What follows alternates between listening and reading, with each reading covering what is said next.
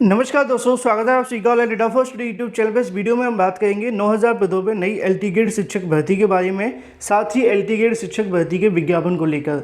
इसके अलावा अगर बात की जाए 5 लाख भर्ती और सरकारी नौकरियों को लेकर सीएम योगी के माध्यम से किए गए बयान के बारे में, क्योंकि यहाँ से लगातार भर्तियों से संबंधित जो बयान है वो आजकल योगी सरकार के माध्यम से देखने के लिए मिल रहे हैं। हाल ही में विधानसभा के अंदर पिछले 3 से 4 दिनों में लगातार आपको बयान देखने के लिए मिले थे।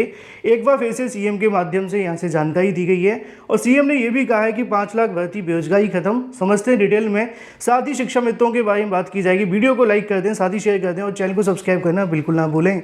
शुरुआत करते हैं सबसे पहली अपडेट के बारे में, जो कि संबंधित है योगी सरकार के या फिर मुख्यमंत्री के बयान को लेकर। दोस्तों, पिछले कार्यकाल के अंदर योगी सरकार के माध्यम से कई बार इस प्रकार के हमें बयान देखने के लिए मिला करते थे कि उत्तर प्रदेश के अंदर जो बेरोजगार हैं उनको रोजगार या फिर नौकरी देने को लेकर सरकार प्रतिबद्ध है और यहाँ पे उनके माध्यम से तमाम आंकड़े पेश भी किए जाते थे।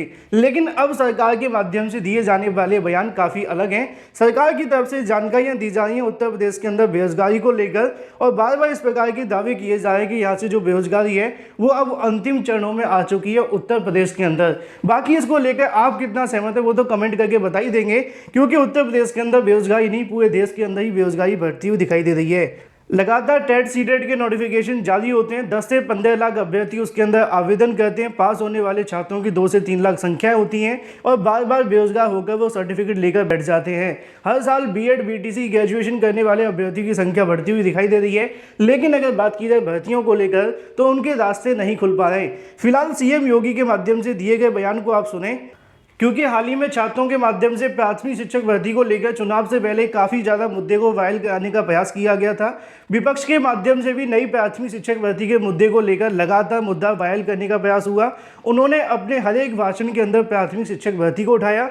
सरकार ने 17,000 शिक्षक भर्ती का ऐलान भी किया था, लेकिन अब आगे क्या हो रहा है वो आप यहाँ से देख सकते हैं।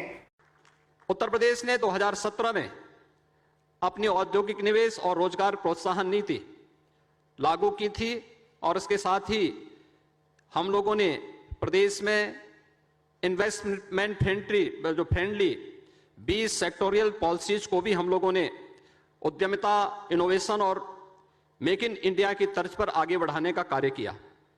श्रम, भूमि आवंटन, संपत्ति रजिस्ट्रेशन, पर्यावरणीय अनुमोदन, निरीक्षण, विनियमन, कर भुगतान आदि के क्षेत्रों में रिकॉर्ड 500 से अधिक सुधार हम लोगों ने इस दौरान लागू किए।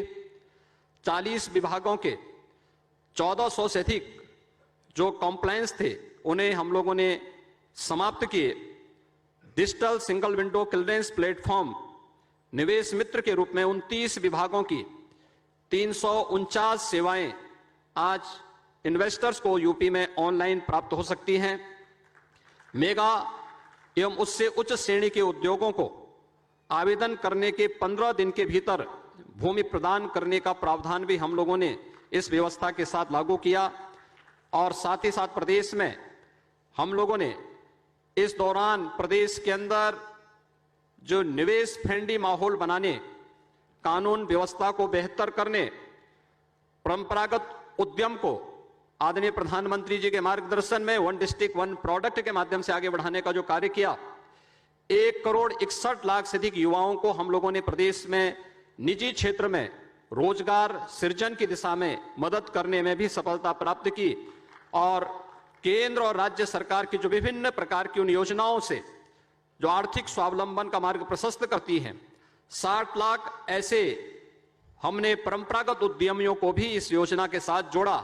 तो 5 लाख नौजवानों को सरकारी नौकरी भी हम लोगों ने विगत 5 वर्ष के अंदर उत्तर प्रदेश के अंदर उपलब्ध करवाई।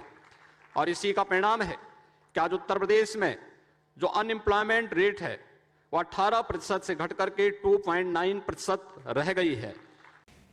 जैसा कि आप सभी ने सीएम योगी के माध्यम से सुना, उन्होंने एक बार फिर से पिछले कार्यकाल के अंदर दी गई 5 लाख भर्तियों के बारे में जानकारी दी। इसके अलावा प्राइवेट सेक्टर या फिर मनरेगा या फिर जो भी रोजगार उनके माध्यम से दिए गए उनको लेकर जिक्र करते हुए अपने भाषण में ये कहा गया कि हमने यहाँ से बेरोजगारी दर को 18% से लाकर सीधे 3% पर ला दिया है।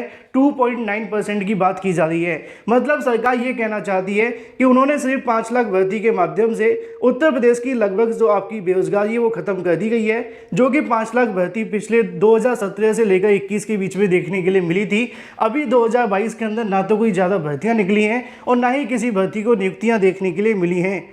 लेकिन बावजूद इसके सरकार के माध्यम से अभी भी पिछले कार्यकाल की 5 लाख भर्तियों को लेकर ढिढोरा पीटा जा रहा है। नई भर्तियों को लेकर सरकार के पास क्या रोड मैप है भी है या नहीं, इसके बारे में कोई जानकारी नहीं दी जा रही। प्राथमिक विद्यालयों के अंदर बड़ी संख्या में पद खाली पड़े हुए हैं, लेकिन सरकार उनको भी नज़रअंदाज करती हुई दिखाई दे रही है। इतनी बड़ी मांग हो जाने के बावजूद सरकार बार बार पुरानी भर्तियों को लेकर ऐलान करती हुई दिखाई देती है। यहाँ से सीधा एक ही लाइन में यही कह सकते हैं कि सरकार ने जो पिछले 5 सालों में 5 लाख भर्तियाँ दी हैं, बस उनसे बेरोजगारी खत्म हो गई है। ऐसा ही आप सभी के सामने आंकड़ा भी है। लेकिन वही दूसरी तरफ बात की जाए अपनी अगली अपडेट के बारे में, जो कि संबंधित है नई एलटी गेट शिक्षक भर्ती को लेकर। लगातार अभ्यर्थी नई एलटी गेट शिक्षक भर्ती और टीजीटी पीजीटी शिक्षक भर्ती का इंतजार कर रहे हैं और ऐसे में संभावना ज़्यादा है कि दोनों भर्तियों को लेकर छात्रों को जल्द राहत मिल सकती है। लेकिन टीजीटी पीजीटी भर्ती के अंदर कोई विवाद नहीं है। हालांकि एलटी गेट शिक्षक भर्ती के अंदर एक विवाद है, जिसके चलते पुरानी भर्ती के मामले अभी भी न्यायालय में लटके हुए हैं।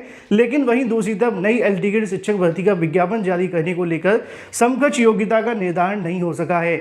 लगातार इस मुद्दे पर जानकारी लेने का प्रयास किया जाता है।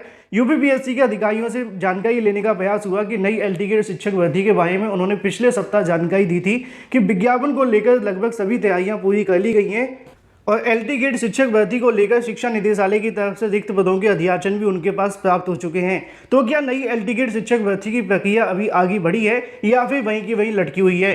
तो उनके माध्यम से जानकारी देखने के लिए मिली कि एलटी गेट भर्ती को लेकर उत्तर प्रदेश लोक सेवा आयोग के पास में अभी कोई भी काम शेष नहीं है। विज्ञापन से संबंधित सभी काम पूरे तरीके से संपन्न कर लिए गए हैं, लेकिन जब तक समकक्ष योग्यता को लेकर जवाब नहीं आ जाता तब तक यहाँ से आयोग एक कदम आगे नहीं बढ़ा सकता है। उनका कहना है कि समकक्ष योग्यता को लेकर आयोग के माध्यम से अगले सप्ताह फिर से रिमाइंडर भेजा जाएगा, जिससे कि एलटी गेट शिक्षक भर्ती का जो विज्ञापन लटका हुआ है उसको यहां से जारी कर दिया जाए। ऐसे में उन्होंने ये भी बताया एलटी गेट शिक्षक भर्ती को लेकर शिक्षा निदेशालय के माध्यम से जो अध्याचन मिले हैं उसके अंदर लगातार बढ़ोतरी देखी गई है। लगातार अगर बात की जाए पिछले पदों को जोड़ा जाए और वर्तमान के पदों को जोड़ा जाए तो 6000 से ज़्यादा पदों की संख्या बढ़ चुकी है। हालांकि अभी भी बहुत सारे ऐसे पद हैं जिनको जोड़कर यहाँ से लगभग 9000 पदों पर नई एलटी गेट भर्ती आ सकती है। लेकिन भर्ती का विज्ञापन तभी जारी होगा जब योग्यता से संबंधित विवाद खत्म हो जाएगा। अभी भी जानकारी लेने का प्रयास हुआ तो वही जानकारी दी गई है कि अभी तक कोई रिप्लाई नहीं मिला है और जैसी कोई अगली अपडेट होगी तो सबसे पहले आपको इस चैनल के माध्यम से दे दी जाएगी, क्योंकि एलटी गेट को लेकर वीकली यहां से जानकारी मांगी जाएगी यूपीपीएससी के माध्यम से। वहीं दूसरी तरफ बात की जाए अपनी अगली अपडेट के बारे में, जो कि संबंधित है शिक्षा मित्रों को लेकर। 1.5 लाख शिक्षा मित्रों के माध्यम से बड़ा ऐलान किया गया है। हाल ही में आप सभी ने देखा था कि सरकार के माध्यम से बताया गया था कि परिषदीय प्राथमिक विद्यालयों के अंदर 1,47,000 से ज़्यादा शिक्षा मित्र कार्यरत हैं। लेकिन उनके माध्यम से अब यहाँ पे ऐलान कर दिया गया है कि वो आगामी समय के अंदर विद्यालयों में नहीं पढ़ाएंगे, जो कि शॉर्ट नोटिस पे यहाँ से शॉर्ट समय के लिए होगा। मैं आपको बता दूं, बेसिक शिक्षा विभाग के माध्यम से विद्यालयों में पढ़ा रहे शिक्षा मित्रों को लेकर यहाँ से उन्होंने ऐलान किया है कि वो आगामी समय के अंदर जून में नहीं पढ़ाएंगे। उत्तर प्रदेश प्राथमिक शिक्षा मित्र संघ के माध्यम से ऐलान किया गया है कि संगठन की अगर बात की, जिला अध्यक्ष ने जानकारी दी है कि सरकार 16 जून से परिषदीय विद्यालय खोलने की तैयारी में है। यह निर्णय अव्यवहारिक है, क्योंकि शिक्षा मित्र साल में सिर्फ 11 महीने का ही मानदेय मिलता है और ऐसे में अगर 16 जून से विद्यालय बुलाए जाएंगे तो यहाँ पे कोई औचित्य नहीं बनता है। सरकार तय करे कि शिक्षा मित्रों को जून में मानदेय मिलेगा या भुगतान किया जाएगा। अगर भुगतान नहीं मिलता है तो क्या उनको यहाँ से पढ़ाने के लिए बुलाया जाएगा, और अगर पढ़ाने के लिए बुलाया जाएगा तो शिक्षा मित्रों के माध्यम से ऐलान किया गया है कि वो आगामी जून के अंदर जब से भी विद्यालय खुलेंगे वो पढ़ाने के लिए नहीं जाएंगे। वीडियो को लाइक कर दें, साथ ही शेयर कर दें।